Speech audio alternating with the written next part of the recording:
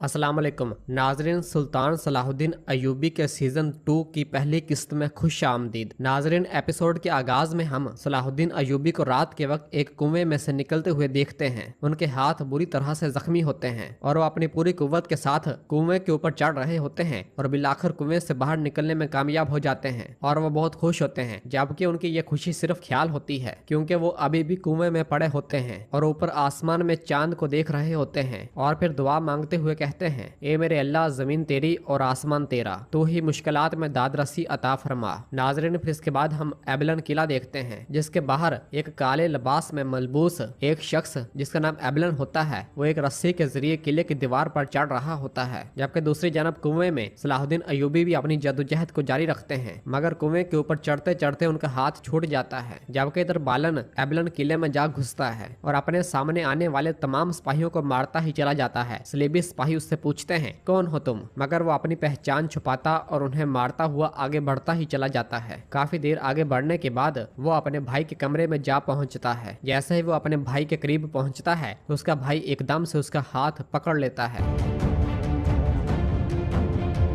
जबकि दूसरी जानब जंगल के बीचों बीच सलाहुद्दीन अयूबी उस कुएं से बाहर निकल आते हैं और निकलते साथ ही गिर जाते हैं और फिर उठते हुए अल्लाह का शुक्र अदा करते हैं और सजदा रेज हो जाते हैं। और फिर जैसे ही सजदे से उठते हैं तो अपने सामने मस्जिद अक्सा को देखते हैं जिसके ऊपर सलीबी निशान देखते हैं, जिसे देखकर वो बहुत ज्यादा परेशान हो जाते हैं और कहते हैं, ए मेरे अल्लाह, तू अजीम है। और फिर आसमानी बिजली के गरज के साथ ही वो सलीबी निशान टूट कर गिर जाता है, जिसे देखकर सलाहुद्दीन अयूबी मुस्कुरा देते हैं। नाज़रीन, इस मर्तबा ये सलाहुद्दीन अयूबी का ख्वाब होता है और वो अभी तक कुएं में ही होते हैं और अपनी आंखें खोलते हुए कहते हैं, ए मेरे अल्लाह, दाद रसी फरमा। जबकि दूसरी जानब एबलन किले में कौंतक अपने भाई से कहता है, मैं जानता था कि तुम आओगे। तो जवाबन बालन कहता है, मुझे तुमने ये कहकर बुलाया कि तुम मर रहे हो, मगर तुम अभी तक ठीक ठाक हो और मुझसे कहीं ज्यादा होशियार हो। ये सुनते साथ ही कौंतक हंसने लग जाता है और फिर कहता है, मैंने पेरिस से तुम्हें यहाँ बातें बनाने के लिए नहीं बुलाया। तुम क्यों बाबा की जानब से हमारी विरासत में मौजूद किले में चोरों की तरह घुसे हो? तो जवाबन बालन कहता है, क्योंकि मैं नहीं चाहता था कि किसी को मेरे आने की खबर हो और अब मैंने वापस लौट जाना है। जिस पर कौंतक कहता है, नहीं, तुम नहीं वापस जाओगे। मगर बालन कहता है, मैं वापस जाऊंगा। तो कौंतक कहता है, मेरे आस पास मेरी मौत का इंतजार करने वाले बहुत हैं। अगर तुम वापस लौट जाओगे तो इस किले का क्या होगा? अगर मैं मर गया और तुम ना आए तो वो ये जमीनें किसी और को दे देंगे, वो एबलन की नस्लों से छुटकारा पा लेंगे। मगर इसके बावजूद बालन कहता है, शायद सबसे बेहतरीन भी यही होगा। इस तरह कोई भी नहीं बचेगा जो यरूशलेम की बादशाही में उनके इकदामात पर तनकीद करे और उनके मंसूबों के बारे में उनका सामना करे। ये सुनकर कौंतक कहता है, तुम एक बुज़दिल हो, यहाँ रहने का इंतखाब करने और उसके लिए लड़ने की बजाय जिस पर तुम यकीन रखते हो, तुम भागने को तरजीह दे रहे हो। हमें बादशाहों के साथ ताल्लुक को अच्छे तरह से निभाना चाहिए था। तो जवाबन बालन कहता है, जी हाँ, और जो कुछ उन्होंने तुमसे कहा तुमने वो करके जमीनों को अपने पास रखा। मैं तुम्हारे साथ दोबारा इस मौजू पर बात नहीं करूंगा। मैं तुम्हें देखने आया था, मैंने तुम्हें देख लिया और अब मैं वापस जा रहा हूँ। और फिर बालन एक फूल नमा चीज उसे देते हुए कहता है, ये मैंने तुम्हारे लिए बनाया था, इससे अपना रास्ता रोशन करने दो। बालन की ये तमाम बातें सुनते हुए कौंतक बहुत ज्यादा गमगीन हो जाता है और फिर उठकर बालन जैसे ही वापस जाने लगता है तो पीछे से कौंतक कहता है, ये तुम्हारी गलती नहीं थी, हमारे बाबा के मामले में मैंने तुम्हारे साथ बहुत नाइंसाफी की है। यह सुनते साथ ही बालन के कदम रुक जाते हैं और वो उस लम्हे को याद करता है जब बचपन में उसने अपने बाबा से कहा था, आप ऐसा नहीं कर सकते बाबा, मुझे बादशाह के हुक्म की परवाह नहीं है। आप उन्हें तब्दील करने या ये जगह छोड़ने पर मजबूर नहीं कर सकते। अगर आप उन जालिमों की बात सुनकर हमारी जमीनों पर रहने वाले गरीबों को दूर भेजते हैं तो मैं भी चला जाऊंगा। और मैं कसम खाता हूँ। और अगले ही लम्हे उसका बाप खून में लथपथ पीठ में खंजर घोंपे जमीन पर पड़ा होता है और बालन जंगल में अपने हाथ खून से रंगे हुए देखकर रोते हुए कहता है, खुदावंद मुझे माफ फरमा, ये मैंने क्या कर दिया? यानी बालन ने अपने ही बाबा को मार दिया था। और फिर इस ख्याल के बाद कौंतक बालन से कहता है, अगर हमारे बाबा जिंदा होते तो उन चीजों के लिए लड़ने की तमन्ना करते जो उन्होंने हमें सिखाई थी। बालन, ये किला और जमीनें तुम्हारी हैं, अपनी बादशाही बनाना जिसके तुम ख्वाब देख रहे हो, ये जगह तुम्हारी तकदीर है। मगर बालन चल पड़ता है और पीछे से कौंतक उसे पुकारता ही रह जाता है और कहता है, रुको बालन, कुछ चीजें हैं जो मैंने तुम्हें बतानी है। मगर बालन जा चुका होता है और कौंतक उसका दिया हुआ फूल देख रहा होता है।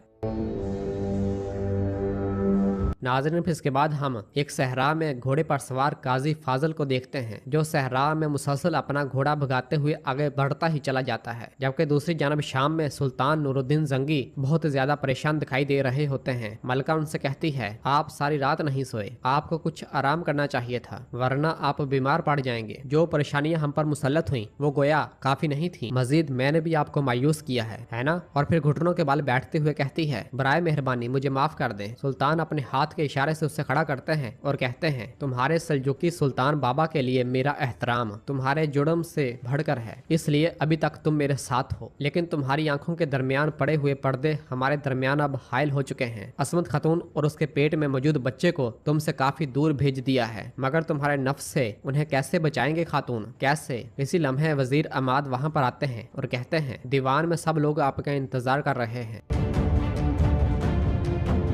जबकि दूसरी जानब जंगल के बीचों बीच कुएं में सलाहुद्दीन अय्यूबी भूख से बहुत ज्यादा निढाल हो चुके होते हैं और मुसलसल अल्लाह से दुआ मांग रहे होते हैं। जबकि इधर शाम में आगे बढ़ते हुए शेरकू सुल्तान से कहते हैं, मेरे सुल्तान लश्कर बेसकून है, सलाहुद्दीन की गुमशुदगी ने हमारे बाजू और हाथ बांध दिए हैं। हम कुदस की जानब पेशकदमी नहीं कर सकते, मिस्र की जानब भी पेशकदमी नहीं कर सकते। चारों तरफ से आवाजें उठ रही हैं, लश्कर को दाएं बाएं मोड़ने में दुश्वारी है। यह सुनकर सुल्तान रुकते हुए पूछते हैं, सलाहुद्दीन को गायब हुए कितना अरसा हो गया है शेरकू, कितने दिन हो गए हैं बताओ, और निशानात। तो जवाब में शेरकू कहता है, नहीं। ये सुनकर सुल्तान निहायत गुस्से से कहते हैं, तुम्हारा भाई अयूब गैर मोतबर अफवाहों पर यमन की जानब अपने घोड़े भगा रहा है, क्या कोई इतला है। तो शेरकू कहता है, नहीं। और फिर सुल्तान कहते हैं, हमारा लश्कर दाएं जानब जाएगा या बाएं जानब, ये अल्लाह की मर्जी है, और तुम इसके बारे में सोचना बंद करो और सिर्फ सलाहुद्दीन के बारे में कोई सुराग ढूंढो। अब बताओ, यूरोकी की जानब कोई खबर भेजी। तो शेरकू कहते हैं, जी हाँ, आपके बुलावे के बारे में बाखबर किया गया है, बहुत जल्द वो महल में होगा। ये सुनते साथ ही सुल्तान आगे बढ़ जाते हैं। जबकि दूसरी जानब जंगल में अपने घोड़े पर सवार बालन आगे बढ़ रहा होता है और फिर अपने बचपन को याद करता है, जब अपने बाबा को मारने के बाद वो इसी तरह जंगल में इसी जगह से भाग रहा था और भागते भागते वो एक दरख्त के साथ जा बैठा था। ये ख्याल आते साथ ही बालन अपने घोड़े से नीचे उतर आता है और उस दरख्त की जानब बढ़ते हुए साथ में उस लम्हे को याद करता है जब उसने इसी दरख्त के पास एक छोटी सी डब्बिया छुपाई थी। और फिर बालन उसी जगह पर जाकर अपने खंजर के जरिए जगह को खोद कर उसमें से वही डब्बियां निकाल लेता है और उसे खोलकर देखने के बाद अपने घोड़े के ज़हन में डाल देता है। और फिर अपने हाथ धोते धोते वो पास में मौजूद कुएं को देखता है। वो जल्दी से कुएं के पास जाता है, मगर बाल्टी टूटी हुई होती है। कुएं में मौजूद सलाहुद्दीन अय्यूबी एक पत्थर अपनी तलवार पर मार रहे होते हैं। ये आवाज सुनते ही बालन पलटता है और कुएं के पास जाता है, और जैसे ही वो कुएं में देखता है तो कुएं में अंधेरा होने की वजह से उसे कुछ भी दिखाई नहीं देता। तो वह बुलंद आवाज से पूछता है, नीचे कौन है? अगर तुम मुझे सुन पा रहे हो तो बोलो। सलाहुद्दीन अय्यूबी गहरी सांस लेते हुए कहते हैं, मैं हूँ। ये सुनकर बालन कहता है, मैं तुम्हें निकाल लूंगा, सब्र करो। और फिर एक रस्सी को उठाता है और कहता है, रस्सी को पकड़ने की मजबूती से कोशिश करो। ये कहते साथ ही वो रस्सी कुएं में फेंक देता है, जिसे देखते हुए सलाहुद्दीन अय्यूबी अल्लाह का शुक्र अदा करते हैं। वो इस कदर थके हारे होते हैं कि वो मुश्किल खड़े होते हैं और आखिरकार निहायत मुश्किल के साथ रस्सी को सिर्फ पकड़ते हैं। रस्सी ढीली महसूस करने पर बालन कहता है, रस्सी को मजबूती से पकड़ो। और फिर अगले ही लम्हे बालन रस्सी को खींचना शुरू कर देता है और कहता है, दुआ करो कि रस्सी बनाने वाले ने इसे मजबूत बनाया हो, थोड़ा सब्र करो, बस तुम पहुंचने वाले हो। और बालन अपनी पूरी कुव्वत के साथ रस्सी खींच रहा होता है। बुलंदी पर आते हुए सलाहुद्दीन अय्यूबी कई बार अपना तवाज़ुन खोने की कोशिश करते हैं और फिर जैसे ही वो किनारे पर पहुंचने लगते हैं तो सलाहुद्दीन अय्यूबी का हाथ रस्सी में से एकदम छूट जाता है, मगर बालन एकदम रस्सी छोड़कर अपने बाजू के जरिए सलाहुद्दीन अय्यूबी को पकड़ लेता है और उन्हें खींचते हुए बिलाखिर कुएं से निकालने में कामयाब हो जाता है। और फिर कहता है, मैंने सोचा नहीं था कि ये इतना ज्यादा मुश्किल होगा, क्या तुम ठीक हो? मगर सलाहुद्दीन अय्यूबी कुछ बोल नहीं पाते। तो बालन उन्हें पानी पिलाता है। पानी पीते साथ ही सलाहुद्दीन अय्यूबी बेहोश हो जाते हैं और बालन काफी ज्यादा परेशान दिखाई देता है।